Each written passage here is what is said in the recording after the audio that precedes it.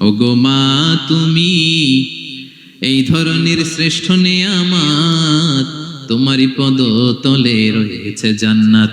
ওগো মা তুমি এই ধরনের শ্রেষ্ঠ নেয়ামত, তোমারই পদ তলে রয়েছে জান্নাত। ঠিক কিনা? ঠিক কিনা? দেখেন আল্লাহ মর্যাদা কোথায় বাড়ালো। আমাদের দুনিয়ার পুরুষ মানুষদের পায়ের নিচে থাকে জুতা, জুতার নিচে বালু, কার্পেট কিংবা ফ্লোর। আর আল্লাহ বলে দুনিয়ার এক একটা মায়ের পায়ের নিচে আমি জান্নাত দিয়ে রেখেছি। প্রিয় ভাইয়েরা, কালামুল্লাহ মাজিদে কুরআন আল কারিমে আল্লাহ তাআলা মানুষের নামে মোট 8টি সূরা দিয়েছেন। মানুষের নামে কয়টি? এর মধ্যে 6টি সূরা 6 জন নবীর নামে। 6টি সূরা 6 জন। সূরা হুদ, সূরা ইউসুফ, সূরা ইউনুস, সূরা মুহাম্মদ, সূরা নূহ, সূরা ইব্রাহিম। এই 6 জন নবীর নামে 6টা সূরা। আর মানুষের নামে মোট 8টা, নবীর নামে গেল 6টা, আর রইল কয়টা? 2টা। আল্লাহর প্রিয় ভাজন একজন বান্দা এবং একজন বান্দি নামে আল্লাহ আরো 2টা সূরা দিলেন। আল্লাহর প্রিয় বান্দি মারিয়াম আলাইহিস সালাম, ঈসা আলাইহিস সালামের মা, ওনার নামে একটা সূরা আছে না? কি নাম? সূরা মারিয়াম। আর আরেকটা হচ্ছে এই যে সূরা লোকমান, উনি কিন্তু নবী না। তাহলে আবার বলি, মানুষের নামে আল্লাহ তাআলা কোরআনে কয়টা সূরা দিয়েছেন? 8টি। এর মধ্যে 6টা দিয়েছেন 6 জন নবীর নামে, আর বাকি 2টা আল্লাহর 2জন প্রিয় বান্দা বান্দির নামে। একটা সূরা মারিয়াম আর একটা সূরাতু লোকমান। তো আমরা শুরুতেই জানবো যে এই লোকমান কে ছিলেন তিনি। লোকমান আলাইহিস সালাম আল্লাহর প্রিয় ভাজন একজন ব্যক্তি ছিলেন, খুব বিজ্ঞ একজন মানুষ ছিলেন, খুব জ্ঞানী প্রাজ্ঞ একজন ব্যক্তিত্ব ছিলেন। দেখতে উনি কালো ছিলেন, কুৎসিত। চামড়াটা কি ছিল? কালো, ব্ল্যাক। তার মানে ব্ল্যাক হইলেই কাউকে ছোট করা যাবে না। কাজী নজরুল বড় সুন্দর লিখেছেন, কালো আর ধলো বাহিরে কেবল, ভিতরে সবাই সমান রাঙ্গা, কেটে দিলে রক্তের রং। যে কালো রঙের তার রক্ত, যে ধবধবে সাদা তার রক্ত লাল। তাহলে ব্ল্যাক হইলেই কাউকে ছোট করা চলবে না। সাইয়েদনা লুকমান আল হাকিম কুৎসিত বর্ণের একজন মানুষ ছিলেন, খাটো একজন মানুষ ছিলেন। কোথায় থাকতেন? মিশর, সুদান, ইথিওপিয়া, যেটা আগের নাম ছিল হাবাসা, এই রিজিয়নে। কেউ কেউ বলেছেন মিশরের কোন একটা এলাকায়, কেউ সুদান, কেউ ইথিওপিয়া। তো রিজিয়নটা কাছাকাছি। কি করতেন? কোন কোন মুফাসসির বলেন তিনি দর্জি ছিলেন, দর্জি। কেউ কেউ বলেন তিনি ছিলেন কানা নাজ্জারান, নাজ্জার মানে কাঠমিস্ত্রি ছিলেন। আবার কোন কোন মুফাসসির বলেন তিনি ছিলেন রাইল গানাম, মেষ পালক। বেশিরভাগ তাফসিরে এসেছে তিনি মেষ পালক ছিলেন, ছাগল চড়াতেন, যেটা নবীদের পেশা ছিল, দায়িত্ব ছিল। ওনারা ছাগল চড়াতেন শুরুর দিকে। তো লোকমান হাকিম তিনিও ছাগল চড়াতেন এবং তিনি দাস ছিলেন, মুক্ত জীবন তার ছিল না। তিনি একজন মনিবের আন্ডারে তার ছাগলগুলো মরুভূমিতে যেয়ে কি করতেন? চড়াতেন। মজার ব্যাপার হচ্ছে, সারা দুপুর, সারা বিকেল, সারা দিন ছাগল চড়িয়ে আসার পরে লোকমান যখন বাসায় ফিরে আসতো, তখন এলাকার লোকজন সবাই লোকমানের কাছে জড়ো হতো, আর উনি তাদেরকে তার প্রজ্ঞা, তার বিজ্ঞচিত কথাগুলো শেয়ার করতেন, শোনাতেন, এগুলো বলতেন। তো এগুলো দেখে লোকমানের মালিক অবাক, কিরে আমার কাছে এলাকার কেউ আসে না, কিন্তু আমার দাস দেখতে কুৎসিত কালো, এই লোকমানের কাছে সবাই এসে ঘিরে থাকে, কি ওর কাছে কি পায়, কি আছে ওর কাছে? তো শ্রোতাদের কয়েকজনকে ডেকে বলল, ঘটনা কি? তোমরা সবাই লোকমান সন্ধ্যাবেলায় ফিরে আসলে তার পাশে জড়ো হও কেন, কি পাও? তো তারা বলল, আপনার দাস লোকমান, এটা সে সাধারণ কোনো মানুষ নয়, সে অসাধারণ মানুষ। সে এমন কথা বলে এগুলো শুনলে জীবন পাল্টে যায়। সুবহানাল্লাহ বিহামদিহি। মালিক বলে, ঘটনা কি? আমি ওর মালিক, কই কোনোদিন তো এরকম ওর সাথে কোনো কনভারসেশনে যাই নাই, কথা হয় না, আমি তো শুনি নাই, দেখি আজকে চেক করে দেখি কি ওর এত বিজ্ঞতা, এত জ্ঞান, এত প্রাজ্ঞতা কিসের, দেখি। তো আজকে সন্ধ্যাবেলায় ফিরছে, উনি বলতেছে, ইয়া লোকমান ইযবাহ লানা শাতান, একটা ছাগল জবাই করো, ওয়া আখরিজ মিনহা আতিয়াবা মুদগাতাইন, এবার এই ছাগলের সবচেয়ে শ্রেষ্ঠ 2টা অঙ্গ কেটে নিয়ে আসো, যাও। ফাআখরাজাল লিসানা ওয়াল কলব, লোকমান যে ছাগল জবাই করে ছাগলের জিহ্বাটা আর কলব, হার্ট, এই 2টা কেটে নিয়ে আসছে, বলতেছে এই 2টা শ্রেষ্ঠ। বলছে আচ্ছা ঠিক আছে। মালিক আবার বলল, ওয়াযবাহ লানা শাতান উখরা ইয়া লোকমান, যাও আরেকটা জবাই করো। ওয়া আখরিজ মিনহা আখবাসা মুদগাতাইন, এবার সবচেয়ে নিকৃষ্ট দুইটা অঙ্গ ছাগলের কেটে নিয়ে আসো, যাও দেখি তো। ফাখরাজাল লিসানা ওয়াল কলব, সে আরেকটা ছাগল জবাই করে আবার জিহ্বা আর হার্ট কলব কেটে নিয়ে আসছে, বলছে এই যে এটা সবচেয়ে নিকৃষ্ট। তো মালিক বলে মা হাযা ইয়া লুকমান, মা লাকা ইয়া লুকমান, ঘটনা কি লুকমান? শ্রেষ্ঠ দুটো অঙ্গ কাটতে বললাম, জিহ্বার কলিজা হৃদয় কেটে নিয়ে আসলাম, বললাম সবচেয়ে নিকৃষ্ট দুটো অঙ্গ কাটো, আবার জিহ্বার এটা কেটে নিয়ে আসলাম। তো লোকমান বলতেছে জিহ্বা আর হৃদয় যদি শ্রেষ্ঠ হয়, কলব যদি শ্রেষ্ঠ হয়, এর চেয়ে শ্রেষ্ঠ অঙ্গ আর হতে পারে না।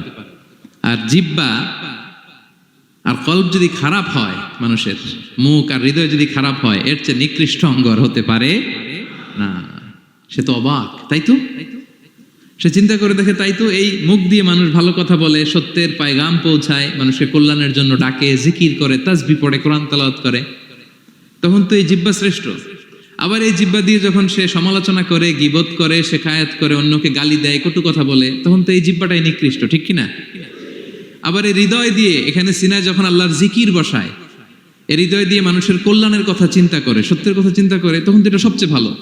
আবার এই হৃদয়ে যদি অন্যের ব্যাপারে হিংসা পুষে রাখে, এই হৃদয়ে যদি সে নিজের ব্যাপারে হাই স্টিম, অহংকার পুষে রাখে, তাইলে হৃদয়ের চেয়ে খারাপ অঙ্গার হতে পারে। মালিক অবাক হয়ে গেল, বলতেছে তাই তো লোকমান, আসলেই তুমি অনেক প্রাজ্ঞ, অনেক বিজ্ঞ, যাও, তোমাকে আমি আর এই বন্দিত্বের মধ্যে আটকে রাখতে চাই না, তোমাকে আমি এই ভালো কথাগুলো গণমানুষের কাছে পৌঁছে দেওয়ার জন্য আজ থেকে তোমাকে লোকমান আমি আজাদ করে দিলাম। মুক্ত জীবন পেয়ে মুক্ত বিহঙ্গের মতো তিনি উড়ে বেড়াতে লাগলেন, আর মানুষের কাছে তার এই প্রাজ্ঞ বিজ্ঞচিত কথাগুলো তিনি ছড়াতে লাগলেন। তো তিনি তার সন্তানকে ডেকে বলেছিলেন, কিছু উপদেশ দিয়েছিলেন ডেকে, যে বাবা এটা করো, এটা করো, এটা করো, এটা করো না। এই তার সন্তানকে এই উপদেশগুলো তিনি যে দিলেন, আল্লাহ তাআলার কাছে এত ভালো লেগেছে, এতই চমৎকার এবং পারফেক্ট মনে হয়েছে, আল্লাহ তাআলা কিয়ামত পর্যন্ত গোটা বিশ্বের সব বাবারা মায়েরা যেন তাদের সন্তানদেরকে এই উপদেশ দিতে পারে, হুবহু লিটারালি ওই কথাগুলো আল্লাহ তাআলা কোরআনের মধ্যে তুলে দিয়েছেন। আজকের সূরা লোকমানের দ্বিতীয় রুকুতে মূলত এই তাফসীরটাই আপনাদেরকে শোনাবো। তো কোন প্লট, কোন স্লট আজকে আলোচনা হবে, সবার কাছে ক্লিয়ার? হ্যাঁ, আগ্রহ জাগছে, জানার ব্যাপারে আগ্রহ জাগছে? আচ্ছা, আসুন আমরা মহাবিশ্বের মহাগ্রন্থ আল কোরআন আল কারীম থেকে সরাসরি আলোচনা শুরু করি। আমরা আউযু বিল্লাহ দিয়ে শুরু করি, সবাই পড়ুন, আউযু বিল্লাহি মিনাশ শাইতানির রাজীম, বিসমিল্লাহির রহমানির রহিম।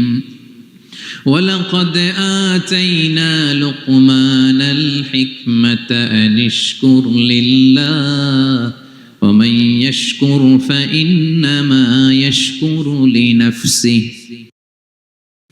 ومن كفر فإن الله غني حميد। সুবহান আল্লাহ পড়েন।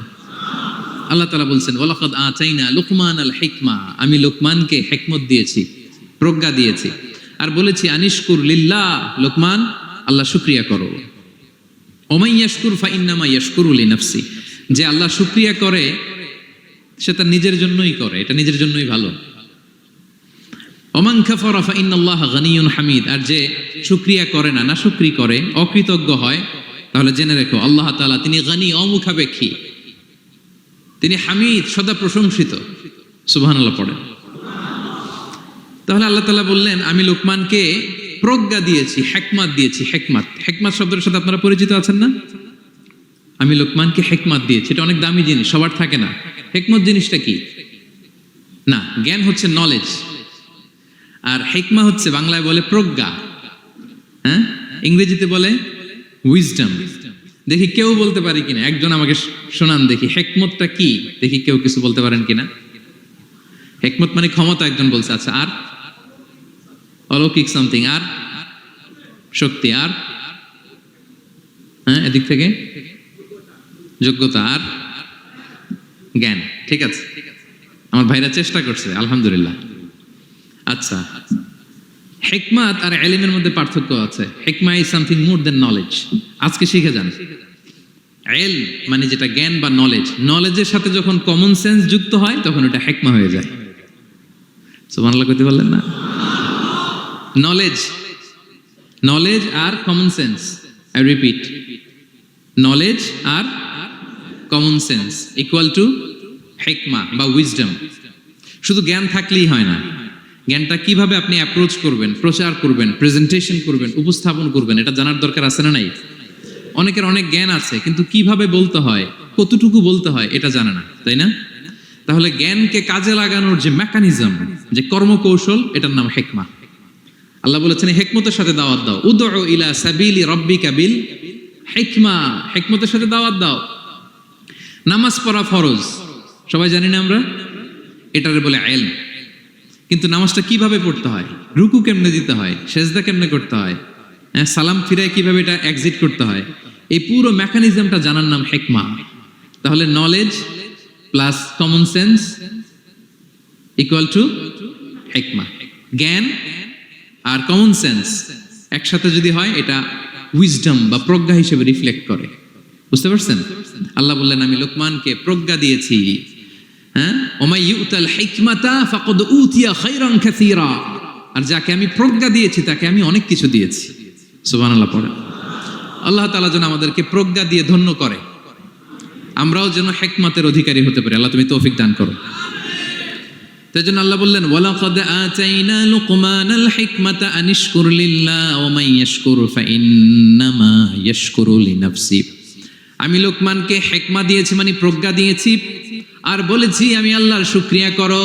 যে শুকরিয়া করে সে তার নিজের জন্যই করে, যে কুফরি করে অকৃতজ্ঞ হয়। জেনে রেখো আমি আল্লাহ গানিয়ুন হামিদ, আমি গানি অমুখাপেক্ষী, হামিদ সপ্রশংসিত। আল্লাহ লোকমানকে বললেন আনিশকুর লিল্লাহ, আল্লাহর জন্য শুকরিয়া করো। শুকরিয়া যে করে সে তার নিজের জন্যই করে, এখানে আল্লাহর কিছু হয় না। নাকি আমরা শুকরিয়া করলে আল্লাহর ক্ষমতা 1 ইঞ্চি বেড়ে যায়? আমরা গোটা বিশ্বের সবাই সিজদায় পড়ে থাকলে আল্লাহর ক্ষমতা একটু বেড়ে যাবে না? বাড়বে। আর আমরা সবাই যদি সবচাইতে পাপী হয়ে যাই আল্লাহর ক্ষমতা কমে যাবে না? কমবে। তাহলে লাভ লস আল্লাহর কিছু নাই, লাভ লস সব কাদের? আওয়াজ করে সবাই বলুন, লাভ লস কাদের? শুকরিয়া করলে আমাদের লাভ। লা ইন শাকারতুম লা আযীদান্নাকুম ওয়া লা ইন কাফারতুম ইন্না আযাবি লাশাদীদ। আল্লাহ বলেন যদি তোমরা শুকরিয়া করো নিয়ামত বাড়িয়ে দেব, আর যদি কুফরি করো জেনে রেখো আমার আযাব, আমার পানিশমেন্ট, আমার শাস্তি বড় কড়া। আমি আল্লাহ সব সময় ধরি না, ধরলে ছাড়ি না। ঠিক কি না? ধরে ধরে ধরে না, ধরলে আল্লাহ ছাড়ে না। শুকরিয়া করলে তিনি বাড়াতে থাকে, দিতেই থাকে। শুকরিয়া করবেন তো পাবেন, নিয়ামতে শুকরিয়া করবেন তো পাবেন, করবেন তো পাবেন। তো শুকরিয়া করলে আমাদের লাভ, আমাদের লাভ। হাদিসে কুদসিতে আল্লাহ বলেছেন এই বানি আদম সবাই মিলে, হ্যাঁ, আলা আতকা কলবি রাজুলিন ওয়াহিদ, তোমরা যদি সবাই সবচেয়ে মুত্তাকি হয়ে যাও, ইবাদতে লুটিয়ে পড়ো সবাই, আমার কিচ্ছু পারবে না। আর তোমরা সবাই যদি আফজারি কলবি রাজুল ওয়াহিদ, সবচেয়ে নিকৃষ্ট আত্মার মানুষ হও, পাপাচারে ডুবে যাও, আমি আল্লাহর ক্ষমতার 1 ইঞ্চিও কমবে না। তাহলে শুকরিয়া করলে কাদের লাভ?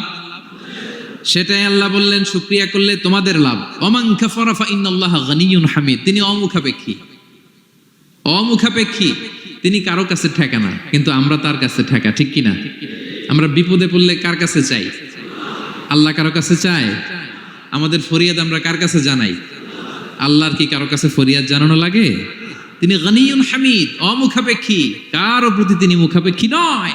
গোটা বিশ্ব তার কাছে প্রার্থনা করে, গোটা বিশ্ব মুখ থুবড়ে তার কাছে পড়ে থাকে, গোটা বিশ্ব লুটিয়ে পড়ে সিজদায় পড়ে তার কাছে রোনাজরি করে, কিন্তু তিনি কারো কাছে কিছু চেতে হয় না। তিনি গানিয়ুন হামিদ। এরপর আল্লাহ তাআলা সেদিন লোকমান আলাইহিস সালাম সন্তানকে কি উপদেশ দিলেন এর পরের আয়াত থেকে শুরু করলেন। আল্লাহ তাআলা বললেন ওয়া ইয ক্বালা লুকমানু লিবনিহি ওয়া হুয়া ইয়াইদুহু ইয়া বুনাইয়া লা তুশরিক বিল্লাহ ইন্নাশ শিরকা লাযুলমুন আযীম। আল্লাহ বললেন স্মরণ করুন সে সময়ের কথা যখন লোকমান তার সন্তানকে বলেছিল, কি অবস্থায়? ওয়া হুয়া ইয়াইদুহু, ওয়াজ করতেছিল, ছেলেকে নাসিহাত করতেছিল, কাউন্সেলিং করতেছিল।